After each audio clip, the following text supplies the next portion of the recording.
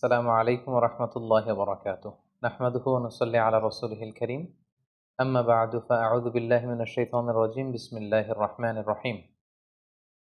সালেহ আলাইহিস সালাম কুরআন আল কারীমে বর্ণিত 25 জন নবীদের মধ্য থেকে অন্যতম একজন নবী, যাকে আল্লাহ তাআলা সামুদ গোত্রের নিকট প্রেরণ করেছিলেন। এবং সামুদ গোত্রটি হচ্ছে একটি আরব গোত্র, অর্থাৎ তারা ছিল আরবি ভাষাভাষীর লোকজন। সেই হিসেবে সালেহ আলাইহিস সালাম তিনি নিজেও একজন আরবি ভাষাভাষী প্রফেট বা নবী। সামুদ গোত্রের বসবাস ছিল হিজির এলাকায়, যেটা বর্তমান সময়ে সৌদি আরবের উত্তর দিক থেকে শুরু করে Northern side of the Saudi Arabia until the Jordan border, জর্ডানের বর্ডার পর্যন্ত এই লম্বা স্ট্রেচিং এরিয়াটা, পুরো এরিয়াটাতে, দ্য এন্টার ভেসিনিটিতে এটাকে হেজির এলাকা বলে, এবং সেখানেই সামুদ গোত্রের বসবাস ছিল। আল্লাহ তাআলা সূরা হুদ ইরশাদ করছেন, ওয়া ইলা সামুদা আখাহুম সলিহা, সামুদ গোত্রের নিকট আল্লাহ তাআলা সালেহ আলাইহিস সালামকে নবী করে প্রেরণ করেছেন। এবং সূরাতুল হিজর আল্লাহ তাআলা ইরশাদ করছেন, ওয়ালাকাদ কাযযাবা আসহাবুল হিজরিল মুরসালিন, আসহাবুল হিজর অর্থাৎ হিজর এলাকায় যারা বসবাস করত তারা রাসূলদেরকে অস্বীকার করেছে। এবং হিজর এলাকায় বসবাস করতে এই সামুদ গোত্র। বর্তমানে সৌদি আরবের ওই এলাকাটাকে মাদাইন সালেহ বলা হয়, যেখানে সালেহ আলাইহিস সালামের সামুদ গোত্রের ধ্বংসাবশেষ পাওয়া যায় এবং সেখানে আর্কিওলজিক্যাল সাইট রয়েছে। কেউ কেউ বলছেন এখানে প্রত্নতাত্ত্বিক যেই ধ্বংসাবশেষ রয়েছে এগুলো হচ্ছে নাবাতিন একটা নেশন ছিল তাদের। কোনো কোনো গবেষকদের দাবি যে না, এটা হচ্ছে সামুদ গোত্রের যে ধ্বংসাবশেষ, এটাই হচ্ছে সেই সেই ধ্বংসাবশেষ।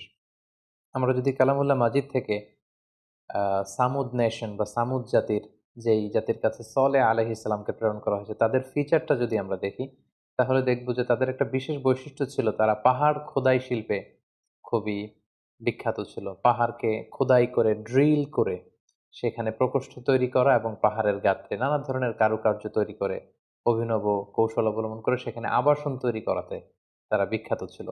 এবং আল্লাহ তাআলা ইরশাদ করছেন, ওয়াযকুরু ইয জাআলাকুম খুলাফা মিন বা'দি আদ, সামুদ গোত্রকে আদ গোত্র ধ্বংস করে দেবার পর তাদেরকে সেখানে স্থলাভিষিক্ত করা হয়েছে। ওয়া বাওয়াআকুম ফিল আরদ, এবং আল্লাহ তাআলা সামুদ গোত্রকে এই পৃথিবীতে প্রতিষ্ঠিত করেছে। তাত্তাখিযুনা মিন সুহুলিহা কুসুরা, তারা খুব সহজেই পাহাড়কে ডিজাইন করে সেখানে তারা ঘরবাড়ি বানাতো, প্রাসাদ বানাতো। তানহিতুনাল জিবালা বুয়ুতা, সহজে তারা প্রাসাদ বানাতে পারত। আর তানহিতুনাল জিবালা বুয়ুতা, তারা পাহাড়কে ড্রিল করে কেটে কেটে তারা সেখানে ঘর নির্মাণ করত। তাহলে এটা একটা ফিচার আমরা পেলাম। এবং এই কথাটাই সূরাতুল ফাজরে আল্লাহ তাআলা অন্যভাবে বলছেন যে ওয়া সামুদাল্লাযীনা জাবুস সখরা বিল ওয়াদ, সামুদ হচ্ছে এমন নেশন বা এমন জাতি, জাবুস সখরা বিল ওয়াদ, যারা পাহাড় কেটে কেটে উপত্যকায় ঘর বানাতো। এবং সূরাতু নামলের ৪৮ নম্বর আয়াতে আল্লাহ বলছেন, ওয়া কানা ফিল মাদিনাতি তিসআতু রাহতিন ইউফসিদুনা ফিল আরদি ওয়া লা ইউসলিহুন, এই সামুদ নেশনের মধ্যে ৯টা সাব ট্রাইব ছিল। এই সাব ট্রাইবের লোকেরা বা এদের লিডারগুলো তারা পৃথিবীতে ফাসাদ সৃষ্টি করত, তারা কোনো ভালো কাজ এলাকায় করতো না। তাহলে বেসিক্যালি এই ৩টি ফিচার আমরা পাই, যে তারা পাহাড় খোদাই শিল্পে পারদর্শী ছিল, পাহাড় কেটে প্রকোষ্ঠ তৈরি করত, এবং পাহাড়ের গাত্রে কারুকার্য খচিত করার অভিনব কৌশল তারা আবিষ্কার করেছিল। বিভিন্ন উপত্যকায় তারা পাহাড় কেটে কেটে আবাসন তৈরি করত। এবং পুরা সামুদ নেশনের মধ্যে ৯টা সাব ট্রাইব ছিল, যারা বেসিকলি পুরো সামুদ নেশনে তারা ফাসাদ সৃষ্টি করতো, তারা কোনো ভালো কাজ করতো না, এবং এরাই বেসিকলি সলেহ আলাইহিস সালামের দাওয়াতের বিরোধিতা করেছিল। এ পর্যায়ে আমরা দেখব যে সাইয়েদনা সলেহ আলাইহিস সালাম, যাকে আল্লাহ তাআলা সামুদ গোত্রের হেদায়েতের জন্য নবী করে পাঠিয়েছিলেন, তিনি কিভাবে দাওয়াত দিয়েছেন। সব নবীদের যেমনি তাওহীদের দাওয়াত ছিল, সলেহ আলাইহিস সালাম ও সামুদ গোত্রের কাছে তাওহীদের দাওয়াত দিয়েছেন। আল্লাহ তাআলা বলছেন, ওয়া ইলা সামুদা আখাহুম সলিহা, সামুদ জাতির কাছে আল্লাহ তাআলা সলেহ আলাইহিস সালামকে নবী করে পাঠিয়েছেন। ক্বালা ইয়া কওমি আবুদুল্লাহা মা লাকুম মিন ইলাহিন গায়রু, তিনি বলেছেন, হে সামুদ গোত্র, তোমরা কেন এক আল্লাহ ছাড়া অন্যের ইবাদত করো? তোমরা এক আল্লাহর ইবাদত করো, আল্লাহ ছাড়া কোনো ইলাহ নেই। হুয়া আনশাআকুম মিনাল আরদ, তিনি মাটি থেকে তোমাদের তৈরি করেছেন। ওয়াস্তা'মারাকুম ফিহা, এবং এই জমিনে তোমাদেরকে আল্লাহ আবাদ জমিনকে আবাদ করার সুযোগ করে দিয়েছেন। ফাস্তাগফিরুহ, তোমাদের কৃতকর্মের জন্য, তোমাদের শিরকি কার্যকলাপের জন্য আল্লাহর কাছে ক্ষমা চাও। সুম্মা তুবু ইলাইহি, আল্লাহর দিকে তোমরা ফিরে আসো। ইন্না রাব্বি করিবুম মুজিব, নিশ্চয় আল্লাহ তাআলা তিনি তোমাদের অত্যন্ত নিকটে, ডাক দিলেই তিনি ডাকে সাড়া দেন। তিনি তোমাদের খুবই কাছে এবং তিনি মুজিব, ডাকলেই তার ডাকে তিনি সাড়া দিয়ে থাকেন। তাহলে এভাবে সব নবীদের দাওয়াতি মিশন ছিল তাওহীদ, আমরা বলেছি। উনিও এই তাওহীদের দাওয়াত সামুদ গোত্রের কাছে পেশ করলেন। সূরাতুশ শুআরার ১৪৩ নম্বর আয়াতে আল্লাহ তাআলা আরো বলছেন যে কিভাবে তিনি দাওয়াত দিতেন সামুদ গোত্রের কাছে। ইয ক্বালা লাহুম আখুহুম সালেহ আলা তাত্তাকুন, তিনি বলেছেন যে হে সামুদ গোত্র, তোমরা কি আল্লাহকে ভয় করবে না? ইন্নী লাকুম রাসূলুন আমিন, আমি আল্লাহ তাআলার পক্ষ থেকে বিশ্বস্ত রাসূল হয়ে তোমাদের কাছে প্রেরিত হয়েছি। ফাত্তাকুল্লাহ, তাই তোমরা আল্লাহকে ভয় করো। ওয়া আতিউন, আর আমি রাসূল হিসেবে আমার আনুগত্য করো। ওমা আসআলুকুম আলাইহি মিন আজর, আমি তো কোনো প্রতিদান তোমাদের কাছে চাচ্ছি না। ইন আজরিয়া ইল্লা আলা রাব্বিল আলামিন, প্রতিদান নেব আমি আল্লাহর কাছে।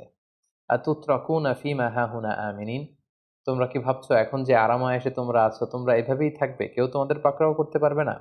ফি জান্নাতিন ওয়া উয়ুন, আল্লাহ তাআলা তোমাদেরকে অনেক বাগান দিয়েছেন, ঝর্ণা দিয়েছেন, নদী দিয়েছেন। ওয়া যুরু', এবং তিনি চাষযোগ্য অনেক জমি দিয়েছেন, ফসল তোমাদেরকে দিয়েছেন। ওয়া নাখলিন তালউহা হাদিম, আর থোকায় থোকায় ডাল ভর্তি খেজুর গাছে খেজুর তিনি তোমাদেরকে দিয়েছেন। অর্থাৎ নাজ নেয়ামতের যত উপকরণ হতে পারে সব তিনি তোমাদের দিয়েছেন। ওয়া তানহিতুনা মিনাল জিবালি বুয়ুতান ফারিহিন, আর তোমরা অত্যন্ত সুকৌশলে তোমরা পাহাড় কেটে কেটে ঘর বানাতে পারো, প্রাসাদ নির্মাণ করতে পারো, আবাসনের কাজ তোমরা করতে পারো। এই নাজ নেয়ামত যে আল্লাহ তাআলা তোমাদেরকে দিয়েছেন, তোমরা সে আল্লাহর এবাদতের দিকে ফিরে আসো, তার কাছে ক্ষমা চাও, এক আল্লাহর দাসে পরিণত হও। তাহলে বেসিক্যালি আমরা দেখলাম যে সব নবীদের দাওয়াতি যে পদ্ধতি ছিল, সাইয়েদনা সলেহ আলাইহিস সালামও ঠিক একই পদ্ধতিতে তিনি সামুদ গোত্রের কাছে তাওহীদের বাণী, দাওয়াতের বাণী তিনি পেশ করেছেন। সম্মানিত সুধী, এ পর্যায়ে আমরা দেখব যে সালেহ আলাইহিস সালাম সামুদ গোত্রকে যখন এক আল্লাহর ইবাদতের দাওয়াত দিয়েছেন, তখন তার স্বগোত্রের লোকেরা কি রেসপন্স করেছিল সে কথাও আল্লাহ তাআলা কালামুল্লাহ মাজিদে ইরশাদ করছেন। ক্বালু ইয়া সালিহু ক্বাদ কুনতা ফীনা মারজুওয়ান ক্বাবলা হাযা, তিনি যখন তাওহীদের দাওয়াত কওমে সামুদকে দিলেন, সামুদ জাতিকে দিলেন, তারা তখন তাচ্ছিল্যের সুরে বলতে আরম্ভ করলো, হে সালেহ, তোমাকে নিয়ে তো আমাদের অনেক আশা ভরসা ছিল, তুমি তো আমাদের এলাকার সবচেয়ে ভালো ছেলে ছিলে, তুমি অনেক কিছু করবে ভেবেছিলাম, তোমাকে নিয়ে অনেক আশা ভরসা আমাদের ছিল, কিন্তু তুমি এগুলো কি শুরু করলে? তুমি কিসের দাওয়াত দিচ্ছ?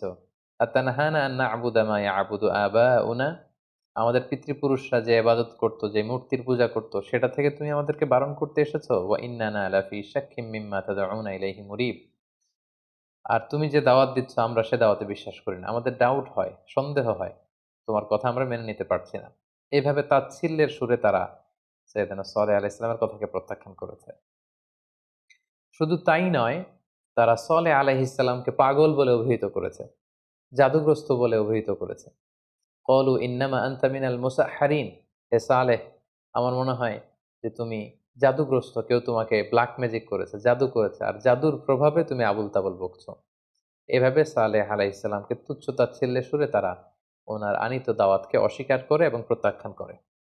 সামুদ জাতি শুধু সাইয়েদনা সালেহ আলাইহিস সালামের দাওয়াতকে প্রত্যাখ্যান করে ক্ষান্ত হয়নি, তারা ডিমান্ড করলো যে আমাদের মিরাকুলাস কিছু দেখাতে হবে, এমন অলৌকিক কিছু আমাদেরকে দেখাও যেটা দেখলে আমরা বুঝতে পারবো যে তুমি সত্যিই রাসূল। সাল্লাল্লাহু আলাইহি সাল্লাম বলল, তাহলে তোমরা কি দেখতে চাও? অলৌকিক কি দেখতে চাও যেটা দেখে তোমরা বিশ্বাস করবে যে আমি রাসূল?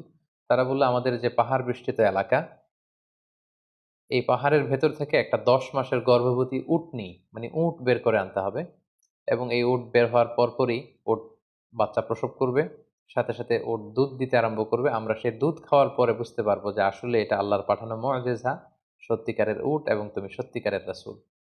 সালেহ আলাইহিস সালাম বললেন, এরকম মুআজিজা যদি আল্লাহ তাআলার পক্ষ থেকে আমি এনে দেখাতে পারি, তাহলে কি তোমরা ঈমান আনবে? তারা সবাই বলল, হ্যাঁ, আমরা তাহলে ঈমান আনবো। সাইয়েদনা সালেহ আলাইহিস সালাম আল্লাহ তাআলার কাছে কায়মনো বাক্যে দোয়া করতে শুরু করলেন। তিনি বললেন, হে আল্লাহ, আপনি যদি এই মুআজিজা আমাকে দান করেন, এটা দেখে আমার জাতিগোষ্ঠী ঈমান আনবে, তারা বিশ্বাসী হয়ে যাবে। আপনি মেহেরবানি করে আমাকে এই মিরাকেল, এই অলৌকিক বিষয়টা দেখানোর ক্ষমতা দিন। আল্লাহ তাআলা জানিয়ে দিলেন যে, হে সালেহ, আমি এই মিরাকেল দেখাবো, কিন্তু এরপরে যদি তোমার জাতিগোষ্ঠী ঈমান না আনে, তাহলে কিন্তু আমি সমূলে তাদের সবাইকে ধ্বংস করে দেব। আল্লাহ তাআলা তাদের ডিমান্ড অনুযায়ী তিনি তাদেরকে মিরাকেল দেখালেন। পাহাড়ের ভেতর থেকে তিনি উট বের করে নিয়ে আসলেন। এবং এই কথাটি আল্লাহ তাআলা কালামুল্লাহ মাজিদে এভাবে উল্লেখ করেছেন সূরা শুআরাতে, মা আনতা ইল্লা বাশারুম মিসলুনা। তাদের জাতিগোষ্ঠীর লোকেরা তাচ্ছিল্যের সুরে বলতে শুরু করলো যে, সালেহ তুমি কি করে আবার নবী হও? তুমি তো আমাদের মতোই রক্তে মাংসে দেখতে একই রকম মানুষ। কিভাবে তোমার শ্রেষ্ঠত্ব আমাদের উপর প্রতিষ্ঠিত হবে? কি করে তুমি নবী হবে? তুমি তো আমাদের মতোই মানুষ।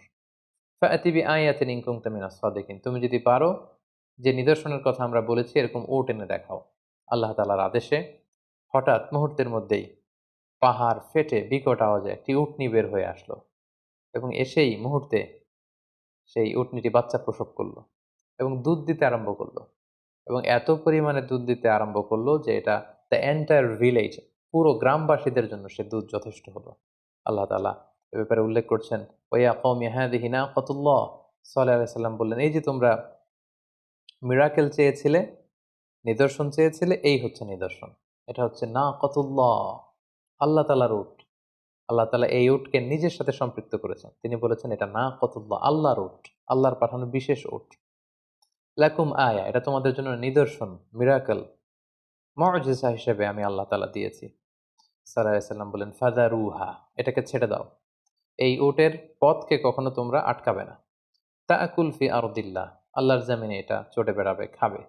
ওয়ালা তামাসসুহা বিসু, কোনো ক্ষতি সাধন তোমরা করার চেষ্টা করবে না, সাবধান। ফায়াখুযাকুম আযাবুন করিব, তাহলে কিন্তু কঠিন আযাব তোমাদেরকে পাকড়াও করবে। অন্য আয়াতে আল্লাহ তাআলা বলছেন, সাইয়েদনা সাল্লাল্লাহু আলাইহি সাল্লাম বললেন, ক্বাল হাযিহি নাকাতুল লাহা শিরবুন ওয়া লাকুম শিরবু ইয়াউমিন মা'লুম। এই বিশেষ মুজিজা সম্বলিত উটটি যখন আসলো, এই উটটি ওই এলাকার একটি বড় কুয়া ছিল, এই কুয়ার পানি খুব বেশি বেশি করে পান করতে আরম্ভ করলো। ফলে এলাকাবাসীদের অন্যান্য যে উট পশু-টশু ছিল সেগুলোর পানির সংকট দেখা দিল। তখন তারা সবাই এসে সালেহ আলাইহিস সালামকে বলল, হে সালেহ, আল্লাহর এই উট তো আমাদের পানি খেয়ে ফেলছে। তখন সালেহ আলাইহিস সালাম বললেন যে, লাহা শিরবুন ওয়া লাকুম শিরবু ইয়াউমিন মা'লুম। তাহলে তোমাদের জন্য আমি পানি খাওয়ার টাইম schedule করে দিচ্ছি। একদিন আল্লাহর এই বিশেষ উট পানি পান করবে, আরেকদিন তোমরা পানি পান করবে। কিন্তু খবরদার ওয়ালা তামাসসুহা বিসু, কোনো ক্ষতি এই উটের করবে না। তাহলে তাদের যে ডিমান্ড ছিল পাহাড়ের ভেতর থেকে উট বের করে নিয়ে আসা, উট সাথে সাথে ১০ মাসের গর্ভবতী উট বের হয়ে বাচ্চা দেওয়া, সেটাও দিয়েছে, দুধ দিচ্ছে। এবং এই দৃশ্য দেখে সামুদ গোত্রের অনেক সংখ্যক লোক তারা ঈমান এনে ফেলল। কিন্তু ওই যে আগে আমরা বলেছি যে ৯ টি সাব ট্রাইব ছিল, তাদের অনুসারী যারা, তাদের লিডার যারা, তারা কেউই সালেহ আলাইহিস সালামের উপর ঈমান আনলো না। এবং এই দৃশ্য দেখার পরে তারা বলল, সালেহ তুমি তো অনেক বড় জাদুকর। তুমি যদি বড় ম্যাজিশিয়ান না হও তাহলে কি করে পাহাড়ের ভেতর থেকে উট বের করে আনলে? কি করে গর্ভবতী উট আবার বাচ্চা দিল এবং সেখান থেকে আমরা দুধ খাচ্ছি? তাহলে অল্প কিছু সংখ্যক লোক ঈমান আনলো এবং বেশিরভাগই সালেহ আলাইহিস সালামের বিরোধিতা শুরু করলো এবং তাকে জাদুগ্রস্ত, তাকে বড় জাদুকর বলে আখ্যা দিতে লাগলো। এবং সালেহ আলাইহিস সালাম বললেন, খবরদার, এটা আল্লাহর পক্ষ থেকে আমানত। তোমাদের দাবিতে আমি আল্লাহর কাছে দোয়া করেছি এবং আল্লাহ তাআলা দোয়া কবুল করে এই মুজিজা দিয়েছে। খবরদার, ওয়ালা তামাসসুহা বিসু, এই উটনীর সাথে তোমরা খারাপ আচরণ করবে না। ফায়াখুযাকুম আযাবু ইয়াউমিন আযীম, কঠিন শাস্তি তোমাদেরকে পাকড়াও করবে। কিন্তু তারা, যারা বকে গিয়েছিল, যারা ঈমান আনেনি, যারা সালেহ আলাইহিস সালামকে এই মুজিজা দেখার পরও বিরোধিতা করছিল, তারা সেখানেই ক্ষান্ত হয়নি। তারা প্ল্যান করলো তারা আল্লাহর এই পাঠানো বিশেষ উটকে হত্যা করবে। এই মুজিজাটিকে তারা পৃথিবী থেকে নিশ্চিহ্ন করে দিবে। এবং যেই চিন্তা সেই কাজ, ফাআকারুহা ফাআসবাহু নাদিমিন। তারা প্ল্যান প্রোগ্রাম করে আল্লাহর পাঠানো এই উটটিকে হত্যা করে ফেলল। সূরা শামসে, আশ-শামসে আল্লাহ তাআলা ইরশাদ করছেন, ইযিম বাআসা আশকাহা। তারা প্ল্যান করে তাদের মধ্য থেকে একজন ভয়ঙ্কর লোককে পাঠালো যে তুমি যাও, তুমি যেয়ে হত্যা করো। ফাকালা লাহুম রাসূলুল্লাহি নাকাতাল্লাহি ওয়া সুকিয়াহা। সালেহ আলাইহিস সালাম শেষবারের মতো বললেন, আমি আবারও বলছি এটা আল্লাহর উট, আল্লাহর পাঠানো বিশেষ নিদর্শন বা মুজিজা, এটাকে তোমরা হত্যা করো না। কিন্তু ফাকাযযাবুহু ফাআকারুহা, তারা সালেহ আলাইহিস সালামকে অস্বীকৃতি জানালো, মিথ্যা প্রতিপন্ন করলো এবং ঠিকই তারা এই উটটিকে হত্যা করে ফেলল। আল্লাহ তাআলা বললেন, ফাদামদামা আলাইহিম রাব্বুহুম বিযামবিহিম ফাসাওয়াহা। তাদের এই পাপের কারণে আল্লাহ তাদের জন্য আযাবকে অবধারিত করলেন, তাদের উপর আযাব পাঠালেন। এবং সালেহ আলাইহিস সালামের কওমে সামুদ বা সামুদ জাতি আল্লাহর পাঠানো এই বিশেষ মুআজিজা এই উটটিকেই শুধু হত্যা করে ক্ষান্ত হয়নি। তারা প্ল্যান করলো যে শুধু উটকে হত্যা করলেই হবে না, আমরা সালেহকেও এই পৃথিবী থেকে বিদায় করে নেব। তারা সিক্রেট একটা কিলিং প্ল্যান করলো যে কিভাবে সালেহকে পৃথিবী থেকে সরিয়ে দেওয়া যায়, এবং সে কথাও আল্লাহ তাআলা সূরাতুন নামলে খুব সুন্দরভাবে বর্ণনা করেছেন। আল্লাহ তাআলা বলছেন, ওই যে ৯টি সাব ট্রাইব ছিল তারা একত্রিত হলো। ক্বালু তাকাসামু বিল্লাহ, আল্লাহর নামে তারা শপথ করলো এবং প্ল্যান করলো, লা নুবাইয়িতান্নাহু ওয়া আহলা, আমরা আজ রাতেই অতর্কিত অ্যাটাক করব। সাডেন অ্যাটাক করব সালেহের বাড়িতে, যেয়ে সালেহ এবং তার ফ্যামিলি মেম্বার্স প্রত্যেককে আমরা কচুকাটা করে দুনিয়া থেকে বিদায় করে ফেলব। সুম্মা লানাকুলান্না লিওয়ালিয়িহি, তারপর যদি বিচারের প্রশ্ন আসে তার ওয়ালি, তার অভিভাবকদের আমরা বলবো, মা শাহিদনা মাহলিকা আহলিহি ওয়া ইন্না লাসাদিকুন, আমরা বলবো যে আল্লাহর কসম আমরা কিছুই জানি না। আমরা গোপনে হত্যা করে আমরা অস্বীকার করব যে আমরা কেউই কিছু জানি না, তার হত্যাকাণ্ডের ওই জায়গাটিতে আমরা উপস্থিত ছিলাম না, আর আমরা আল্লাহর কসম করে বলছি আমরা সত্যবাদী। আল্লাহ তাআলা বলছেন, ওয়া মাকারু মাকরা, তারা কৌশল করে, ওয়া মাকারনা মাকরা, আমি নিজেও আল্লাহ কৌশল করি, আর আমার কৌশল যে কতটা ভয়ঙ্কর, আমার কৌশল যে কিভাবে বাস্তবায়িত হবে তারা সেটা কল্পনাও করতে পারে না। এবং তাদের প্ল্যান অনুযায়ী ওই রাতে তারা সালেহ আলাইহিস সালামকে অ্যাটাক করবে বলে আগাতে লাগলো। এবং আল্লাহ তাআলা তিনি সিদ্ধান্ত নিলেন যে তাদের অবাধ্যতা এতবার বেড়েছে যে তাদেরকে সামুদ গোত্রকে আল্লাহ তাআলা ধ্বংস করে দিবেন। তিনি সালেহ আলাইহিস সালামকে বললেন, হে সালেহ, তুমি ইমানদারদেরকে নিয়ে নিরাপদ জায়গায় সেফ জোনে চলে যাও। আমি এমন ভয়ঙ্কর আযাব এই সামুদ জাতির উপর পাঠাবো, পুরো জাতি, দ্য এন্টায়ার নেশন, তারা ধ্বংস হয়ে যাবে, নাস্তানাবুদ হয়ে যাবে। কি আযাব আল্লাহ তাআলা পাঠালেন আমরা যদি কোরআনের দিকে তাকাই তাহলে দেখব। আল্লাহ তাআলা বললেন, ফাআখাযাতহুমুর রাজফা, ভয়ঙ্কর ভূমিকম্প আল্লাহ তাআলা পাঠালেন। ডেঞ্জারাস আর্থকোয়েক, মুহূর্তের মধ্যে পুরো সামুদ গোত্র প্রচন্ড এক আওয়াজে কেঁপে উঠল। মারাত্মক ভূকম্পন শুরু হয়ে গেল। ফাআসবাহু ফি দারিহিম জাসিমিন, এবং প্রচন্ড ভূমিকম্পে তারা যে যেখানে ছিল তাদের প্রত্যেকের ঘরে উপুর হয়ে পড়ে গেল। এবং সূরাতুল কমর আল্লাহ তাআলা বলছেন যে শুধু ভূমিকম্পই ছিল না, ইন্না আরসালনা আলাইহিম সাইহাতান ওয়াহিদা, একটা বিকট চিৎকারের ব্যবস্থা আমি করেছিলাম। আল্লাহ তাআলা সাইয়েদনা জিবরাইল আলাইহিস সালামকে বললেন, যাও তুমি সামুদ গোত্রের ওখানে যাও, তারা সালেহকে অস্বীকার করেছে, আমার পাঠানো মুআজিজা উটকে হত্যা করেছে, এবং সালেহকে তার পুরো পরিবার সাথে একসাথে হত্যা করার প্ল্যান তারা করেছে, তাদের আর বেঁচে থাকবার কোনো অধিকার নেই। তুমি সামুদ গোত্রের ওখানে যে প্রচন্ড একটা চিৎকার দাও, তোমার প্রচন্ড চিৎকারের আওয়াজে সামুদ গোত্রের প্রতিটি মুশরিক যেন কানের পর্দা ফেটে ওখানেই লাশ হয়ে পড়ে যায়। এবং আল্লাহ তাআলার এই আদেশের সাথে সাথে আল্লাহ বললেন, ইন্না আরসালনা আলাইহিম সাইহাতান ওয়াহিদা, একটা চিৎকার, একটা প্রচন্ড সাউন্ড ওয়েভ, একটা প্রচন্ড বিকট আওয়াজ এবং শব্দ তরঙ্গের সৃষ্টি আমি করেছি সেই সামুদ গোত্রে। বা কানু কাহাশিমিল মুহতাদির, পুরো জাতি সেখানে ভুলুণ্ঠিত হয়ে পড়ে খেয়ে ফেলা ভুসির মতো, তৃণলতার মতো ভুসির মতো তারা হয়ে গেল। এবং আল্লাহ বললেন, ফাকাযযাবুহু ফাআকারুহা ফাদামদামা আলাইহিম রাব্বুহুম বিযামবিহিম ফাসাওয়াহা, পুরো জাতিকে আল্লাহ তাআলা এরকম ভয়ঙ্কর শাস্তি দিয়ে ধ্বংস করে দিলেন। তাহলে সামুদ জাতিকে কিভাবে আল্লাহ তাআলা ধ্বংস করলেন কোরআন থেকে যদি আমরা খুঁজি তাহলে পাবো। এক নাম্বার হচ্ছে আর্থকোয়েক, যাকে আরবিতে বলা হচ্ছে আর রজফা, পুরো ভূখণ্ড জমিন একসাথে কেঁপে উঠল। ২ নম্বর হচ্ছে সাউন্ড ওয়েভ, প্রচন্ড বিকট আওয়াজ এবং শব্দ তরঙ্গের মাধ্যমে সামুদ গোত্রের প্রতিটি মুশরিক তাদের কানের পর্দা ফেটে ওখানেই লাশ হয়ে পড়ে গেল। এবং সেখানে এমন এক ভয়ঙ্কর পরিস্থিতির সৃষ্টি হলো যে সেই ধ্বংসাবশেষ দেখলে মানুষের অন্তরাত্মা কেঁপে উঠবে। পরবর্তী যুগের লোকদের জন্য কিছু জায়গা আল্লাহ তাআলা নিদর্শন হিসেবে এখনো রেখে দিয়েছেন। এবং নবম হিজরিতে আল্লাহ রাসূল সাল্লাল্লাহু আলাইহি ওয়াসাল্লাম যখন তাবুক অভিযানে গিয়েছিলেন, তাবুক যুদ্ধ থেকে ফেরার সময় তিনি এই হিজর এলাকাটাকে যখন ক্রস করছিলেন, যেটাকে মাদায়েনে সালেহ আমরা বলেছি, সালেহ আলাইহিস সালামের যে এলাকাটাতে এই সামুদ গোত্রের বসবাস ছিল, এই জায়গাটা যখন রাসূল সাল্লাল্লাহু আলাইহি ওয়াসাল্লাম সাহাবাদেরকে নিয়ে ক্রস করছিলেন, তিনি তার মাথা ঢেকে ফেলেছিলেন। রাসূল সাল্লাল্লাহু আলাইহি ওয়াসাল্লাম কাপড় দিয়ে, চাদর দিয়ে মাথা ঢেকে ফেলেছিলেন। এবং তিনি তার উটনীকে খুব দ্রুত হাঁকাচ্ছিলেন। খুব দ্রুত এই গজবের এবং আযাবের জায়গাটাকে ক্রস করার জন্য রাসূল সাল্লাল্লাহু আলাইহি ওয়াসাল্লাম চাচ্ছিলেন। এবং তিনি ঘোষণা দিলেন সাহাবীদের মাঝে, সহিহ বুখারীতে এসেছে, তোমরা যদি এই আযাবের এলাকার মধ্যে এখান থেকে যদি তোমরা কেউ কোনো জায়গা থেকে কুয়া থেকে পানি নিয়ে থাকো, এই পানিগুলো ফেলে দাও। সাহাবারা বললেন, আমরা পানিগুলো ফেলে দিলাম। এবং সাহাবারা বললেন যে, আমরা এই ধ্বংসাবশেষের জায়গাতে এখান থেকে কিছু পানি নিয়ে আটা দিয়ে খামির বানিয়েছি। রাসূল সাল্লাল্লাহু আলাইহি ওয়াসাল্লাম বললেন, এই খামিরগুলো তোমরা খাবে না। আটার এই খামিরগুলো তোমাদের উটগুলোকে খাইয়ে ফেলো, কারণ এটা গজবের জায়গা। তোমরা কখনো যদি এই সামুদ গোত্রের এই ধ্বংসাবশেষের এই জায়গা পাশ দিয়ে যদি তোমরা যাও, তোমরা কান্নার একটা ভাব করে যাবে, কান্না কান্না ভাব নিয়ে যাবে যে, আল্লাহ, আমাদের পাপের কারণে তুমি আমাদেরকে এভাবে ধ্বংস করে দিও না। এবং সেই ধ্বংসের জায়গা থেকে তোমরা শিক্ষা নেওয়ার চেষ্টা করবে। এবং রাসূল সাল্লাল্লাহু আলাইহি ওয়াসাল্লাম বললেন, তোমরা সেই পানিগুলো ফেলে দাও, ওটের যেই আটা দিয়ে তোমরা খামির তৈরি করেছো এগুলো নিজেরা না খেয়ে উটগুলোকে খাওয়াও। এবং সেই নাকাতুল্লাহ, আল্লাহর পাঠানো সেই মিরাকুলাস যে ক্যামেল, সেই উটনি যেই কুয়া থেকে পানি খেত, আমরা সেখান থেকে পানি খাবো। রাসূল সাল্লাল্লাহু আলাইহি ওয়াসাল্লাম এবং সাহাবারা সবাই সেখান থেকে তারা পানি নিলেন।